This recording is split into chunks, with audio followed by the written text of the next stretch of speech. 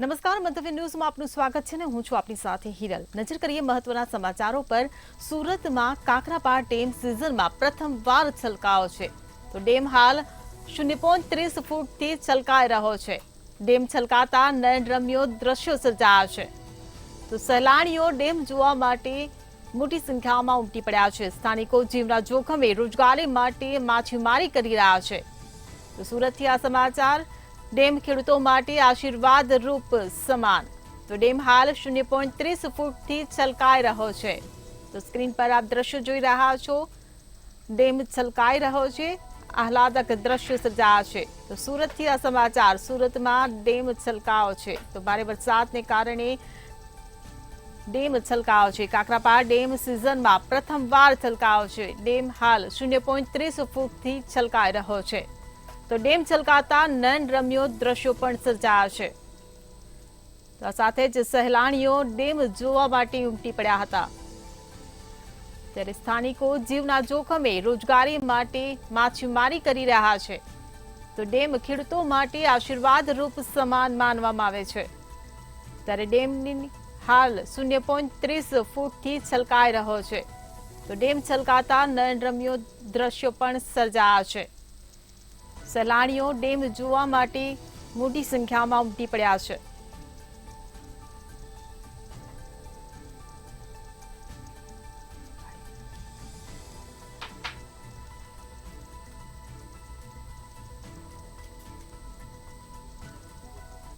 તો સુરતથી મહત્વના સમાચાર મળી રહ્યા છે। સુરતથી આ સમાચાર સામે આવી રહ્યા છે। સુરતમાં ઉમરપાડા તાલુકાના વાડી ગામની ઘટના સામે આવી છે તો જમલ ફળિયામાં આવેલ કોઝવે પર આ ઘટના ઘટી છે તો કોઝવે પરથી પગ લપસી જતા 8 વર્ષના બાળકનું મોત નીપજ્યું છે તો અડવિક કુમાર વસાવા પાણીમાં ગરકાવ થયો। પીએમ માટે આરોગ્ય કેન્દ્ર ખાતે આ બાળકને લઈ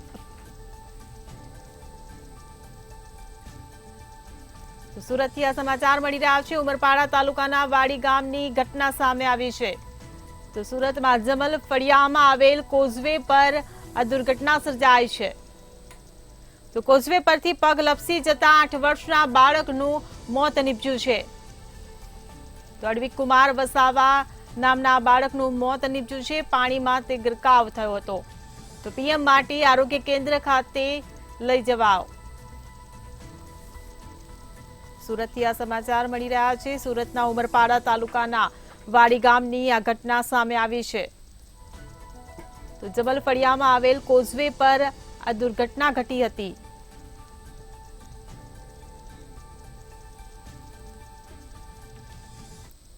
તો જામનગરમાં પોલીસનું ફૂટ પેટ્રોલિંગ યોજાયું હતું। જામનગરથી આ સમાચાર। જામનગરમાં પોલીસનું ફૂટ પેટ્રોલિંગ યોજાયું તો રથયાત્રાની તૈયારીઓ ચાલી રહી છે। જામનગરમાં પણ અષાઢી બીજને લઈને ફૂટ પેટ્રોલિંગ હાથ ધરાયું છે તો શહેરમાં પોલીસ દ્વારા ફૂટ પેટ્રોલિંગ કરવામાં આવ્યું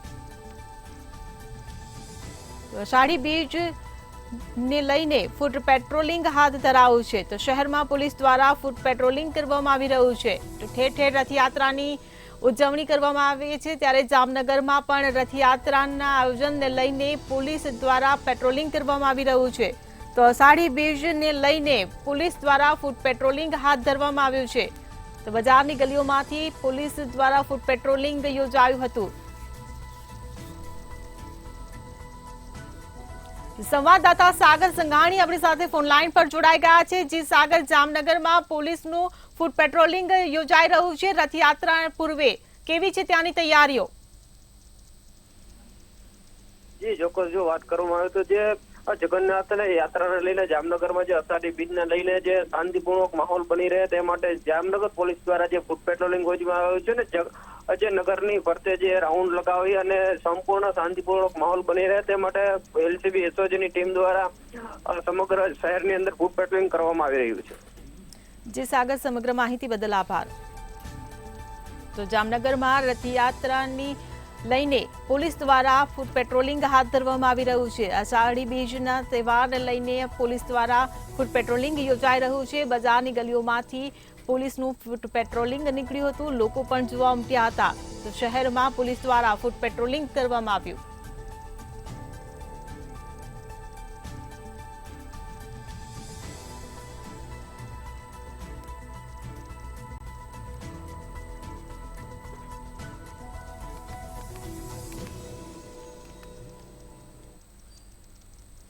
સુરતમાં 5 માળની જર્જરિત બિલ્ડિંગ ધરાશાયી થવાની ઘટના સામે આવી છે। સચિન જીઆઈડીસી વિસ્તારમાં આવેલી 6 માળની ઇમારત અચાનક પડી જતા 15 જેટલા લોકોની ઇજાઓ પહોંચી હતી। ત્યારે ઘટનાની જાણ થતાં જ ફાયર વિભાગની ટીમ સ્થળ પર પહોંચી હતી અને રેસ્ક્યુની કામગીરી હાથ ધરી હતી। જો કે આ ઇમારત 7 વર્ષના જેટલા સમયગાળામાં જ ધરાશાયી થતા હવે તેની ક્વોલિટી સામે પણ અનેક સવાલો ઊભા થઈ રહ્યા છે। તો પોલીસ પણ ઘટના સ્થળે પહોંચી હતી અને સમગ્ર મામલે તપાસ હાથ ધરી હતી। જી 15 એટલે પ્રાઇમરી ઇન્ફોર્મેશન હતી, બટ પછી આપણે કન્ફર્મ કર્યું એટલા બધા લોકો નથી, 2 થી 3 લોકોની જે ઇન્ફોર્મેશન છે અત્યારે મળી રહી છે અને હાલ જે રેસ્ક્યુની કામગીરી છે ચાલુ છે। કોઈ અંદર હજી દટાયા હોય તેવી માહિતી કરી અત્યારે એવી શક્યતા નથી, માહિતી મુજબ તો અંદર કોઈ નથી, બટ છતાં આપણે પ્રિકોશનરી ભાગરૂપે ધીરે ધીરે જે છે બધું ઉપરથી સ્ટાર્ટ કરીને હું હજુ હમણાં આવ્યો છું, પરંતુ માહિતી નથી મળી રહી, આપને માહિતી ચોક્કસ જણાવીશ। મહિલાને હમણાં લઈ ગયા છે 108ની અંદર, તો માહિતી મળ્યા પછી તમને માહિતી આપીશ।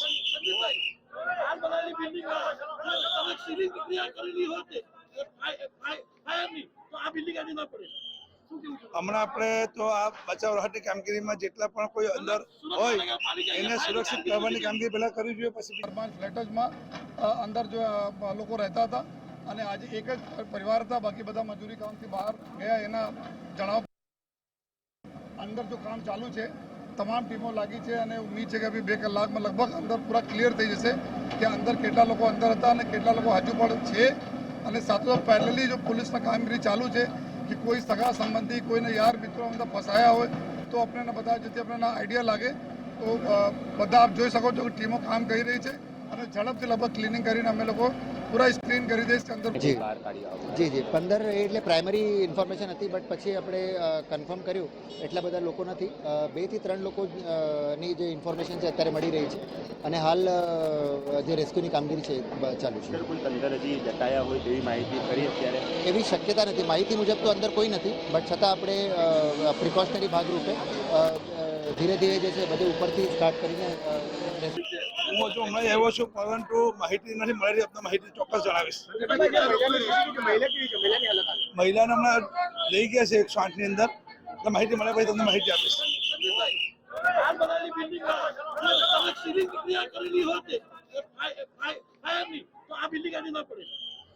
હમણાં આપણે તો આ બચાવ રાહતની કામગીરીમાં જેટલા પણ કોઈ અંદર હોય એને સુરક્ષિત કરવાની કામગીરી પહેલા કરવી જોઈએ, પછી ફ્લેટોમાં રાજકોટમાં ટીઆરપી આગકાંડનો મામલો સામે આવ્યો હતો। ત્યારે ગેમ ઝોન અગ્નિકાંડમાં જલપાલ ટીપીઓ સાગઠિયાને લઈને મોટો ખુલાસો થયો છે।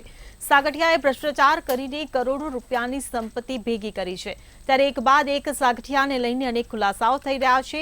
ત્યારે ફરી એકવાર એસીબી તપાસમાં સાગઠિયાને લઈને ખુલાસો થયો છે। સાગઠિયાએ પોલીસ નિવેદનમાં કહ્યું હતું કે લાંચના પૈસાથી સોનું ખરીદ્યાની તેને કબૂલાત કરી હતી।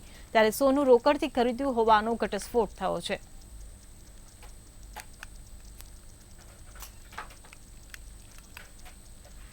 જૂનાગઢના ગણેશ જાડેજાનો સોશિયલ મીડિયામાં વિડીયો વાયરલ થયો છે। જૂનાગઢ જેલમાં એન્ટ્રી કરતા સમયે વિડીયો બનાવવામાં આવ્યો હોવાનું સામે આવ્યું છે। ત્યારે તમામ આરોપીના ચહેરા પર હાસ્ય જોવા મળી રહ્યું હતું, જ્યારે વિક્ટરીની નિશાની ગણેશ જાડેજા બતાવતો હતો। હાથ ઊંચા કરી મજાક કરતા અન્ય આરોપીનો વિડીયો વાયરલ થયો હતો।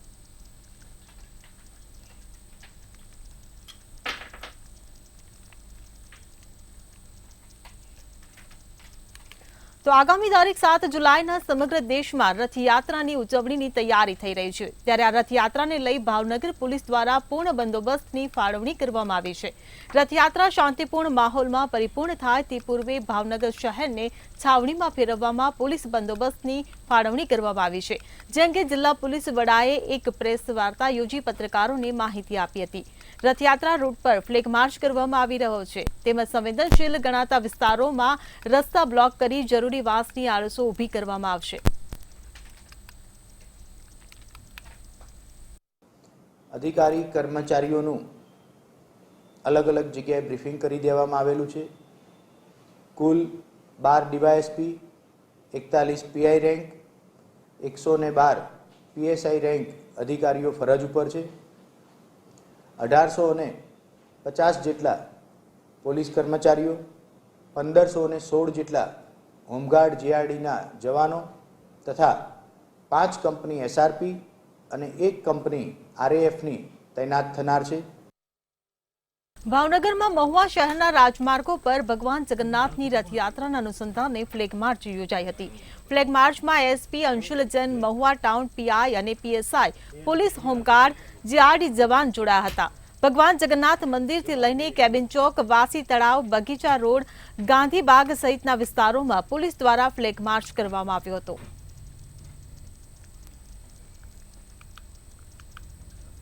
સુરત જિલ્લા સહિત ગ્રામ્ય પંથકમાં પણ ધોધમાર વરસાદ વરસી રહ્યો છે. વરસાદને પગલે ગ્રામ્યમાં 4 રસ્તાઓ બંધ કરવામાં આવ્યા છે, તો લો લેવલ કોઝવે ઓવરટોપિંગ કરવામાં આવ્યો.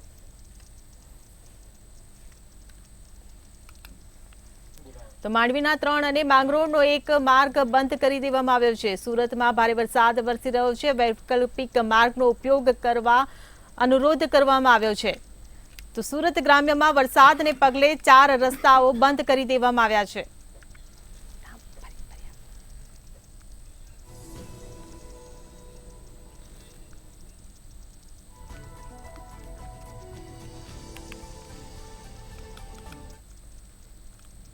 જૂનાગઢ શહેર એનએસયુઆઈના પ્રમુખ અને દલિત યુવાન સંજય સોલંકીનું થોડા સમય પહેલા ગોંડલના ધારાસભ્યના પુત્ર ગણેશ જાડેજા અને તેના મળતિયાઓએ અપહરણ કરી અને તેને મારવાના કેસમાં ગણેશ જાડેજા સહિત 10 શખ્સોની ધરપકડ કરવામાં આવી હતી. આગામી તારીખ 8ના રોજ વિસાવદર તાલુકાના મોટી મોણપરી ખાતે અનુસૂચિત સમાજનું વિશાળ સંમેલન યોજાયું હતું. ત્યારે આ સાથે જ ગાંધીનગર જવા માટેનું આયોજન પણ આ સંમેલનમાં કરવામાં આવશે. ગીતાબા જાડેજાનું રાજીનામું અને જયરાજસિંહ સામે 120B કલમ હેઠળ ધરપકડ કરવામાં આવે તેવી માંગણી કરવામાં આવશે. જો આ માંગણી સંતોષવામાં નહીં આવે તો અનુસૂચિત સમાજના સોલંકી પરિવારના 150થી વધુ લોકો મુસ્લિમ ધર્મ અંગીકાર કરશે તેવી ચીમકી આપવામાં આવી છે. સંમેલન છે, અમે ગાંધીનગર જવાના છીએ. ઓછામાં ઓછા 2 લાખ બાઇક લઈને અહીંથી જુનાગઢથી જવાના છીએ. અને જે 5000 એસસી એસટી સમાજ ઉપર છેલ્લા 24 કે 25 વર્ષમાં ભારતીય જનતા પાર્ટીની સરકાર હોય અત્યાચાર થઈ હતી, તે અત્યાચારને લઈ અમે મુખ્યમંત્રી અને રાજ્યપાલને આવેદનપત્ર આપશું અને કમલમ ખાતે એના ગુજરાત પ્રદેશ પ્રમુખને પણ અમે આવેદન આપશું અને ગીતાબાનું રાજીનામું અને જયરાજસિંહની 120B નીચે ધરપકડ થાય એવી માંગ સાથે અને અમારી માંગ જો નહીં સંતોષાય તો અમે અમારો આખો પરિવાર જે સોલંકી પરિવાર 150 કે 250 પરિવાર છે, અમે સામૂહિક ઇસ્લામ ધર્મ અંગીકાર કરશું.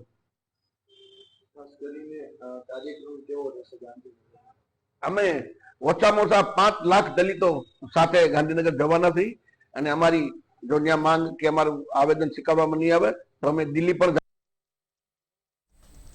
સુરતના માંગરોળ ખાતે આવેલ પાલોડ જીઆરડીસીમાં આવેલી કંપનીમાં ભીષણ આગ લાગવાની ઘટના ઘટી હતી. જીએમ પ્લાસ્ટિક ગલીમાં આવેલી સાંઈ લક્ષ્મી નામની કંપનીમાં આગ લાગી હતી. આગે વિકરાળ સ્વરૂપ ધારણ કરતા ધુમાડાના ગોટે ગોટા જોવા મળ્યા હતા. તો આગ લાગતા જ ફાયર વિભાગને જાણ કરવામાં આવી હતી અને 4 જેટલા ફાયર ફાઈટર ઘટના સ્થળે પહોંચ્યા હતા. આગ પર કાબુ મેળવવામાં ફાયર ફાઈટરની ટીમ દ્વારા પ્રયાસ હાથ ધરવામાં આવ્યો હતો, તો પોલીસ પણ ઘટના સ્થળે પહોંચી હતી.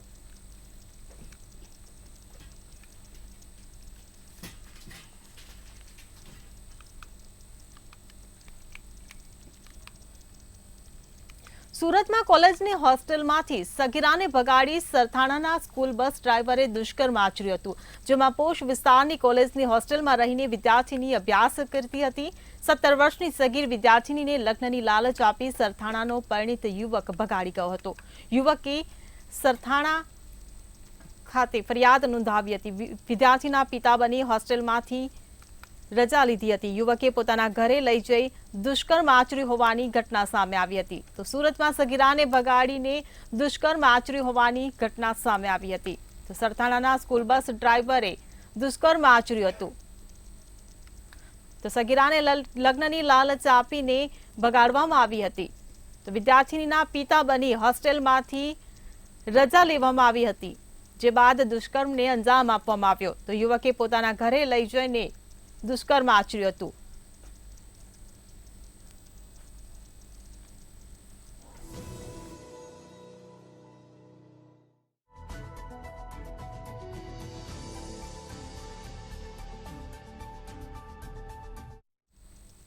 જામનગરમાં વ્યાજખોરો પર લગામ લગાવવાના પ્રયાસ કરવામાં આવી રહ્યા છે. ત્યારે વ્યાજખોરીનું દૂષણ હટાવવા પોલીસ મથકમાં લોક દરબારનું આયોજન કરવામાં આવ્યું હતું. દરિયા વગર વ્યાજખોરો વિરુદ્ધ ફરિયાદ કરે તે માટે કાર્યક્રમ યોજાયો હતો. ત્યારે આ કાર્યક્રમનું આયોજન અલગ અલગ પોલીસ મથકમાં કરવામાં આવ્યું હતું.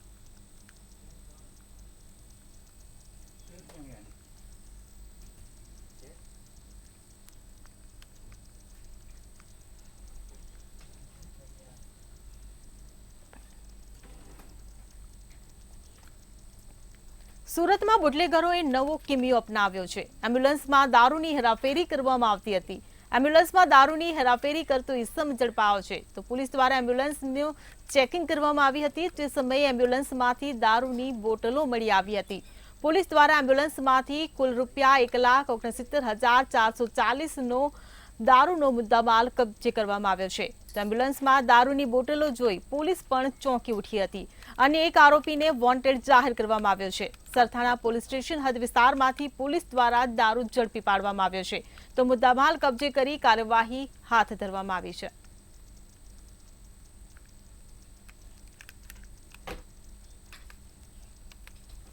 સુરતમાં વિશ્વ હિન્દુ પરિષદને લઈને સમાચાર સામે આવ્યા છે. સુરતમાં વિશ્વ હિન્દુ પરિષદ દ્વારા રેલીનું આયોજન કરવામાં આવ્યું હતું. મહારાજ ફિલ્મને લઈને આ રેલી યોજવામાં આવી હતી, જેમાં વિરોધ કરવામાં આવ્યો હતો. તો મોટી સંખ્યામાં લોકો રેલીમાં જોડાયા હતા. વનિતા વિશ્રામથી કલેક્ટર કચેરી સુધી આ રેલીનું આયોજન કરવામાં આવ્યું હતું. તો ફિલ્મનો બોયકોટ કરવા માટે રેલી યોજાઈ હતી. તો સુરતમાં વિશ્વ હિન્દુ પરિષદ દ્વારા રેલીનું આયોજન કરવામાં આવ્યું હતું. મહારાજ ફિલ્મને લઈને અનેક જિલ્લાઓમાં વિરોધ થઈ રહ્યો છે. તે વિરોધના સૂર હવે સુરતમાં પણ ઉઠ્યા છે અને રેલી સાથે વિરોધ પ્રદર્શન કરવામાં આવી રહ્યું છે. તો મોટી સંખ્યામાં લોકો આ વિરોધ પ્રદર્શનમાં જોડાયા હતા. આ રેલી વનિતા વિશ્રામથી કલેક્ટર કચેરી સુધી યોજવામાં આવી હતી. ફિલ્મને બોયકોટ કરવા માટે રેલીનું આયોજન કરવામાં આવ્યું હતું. વિશ્વ હિન્દુ પરિષદ દ્વારા વિરોધ દર્શાવવામાં આવી રહ્યો છે. આ વિરોધ છે જે મહારાજ ફિલ્મ છે તેને લઈને કરવામાં આવી રહ્યો છે. મોટી સંખ્યામાં લોકો વિરોધ દર્શાવી રહ્યા છે.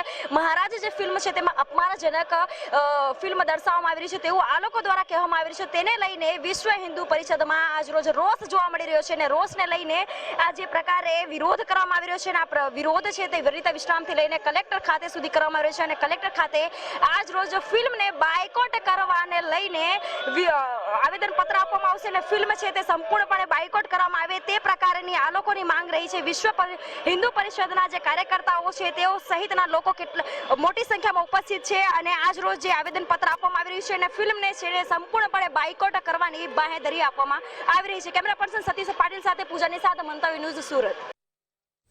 સૌરાષ્ટ્ર સુરતમાં હાલ બસ આટલું જ. વધુ સમાચાર માટે જોતા રહો મંતવ્ય ન્યૂઝ. નમસ્કાર.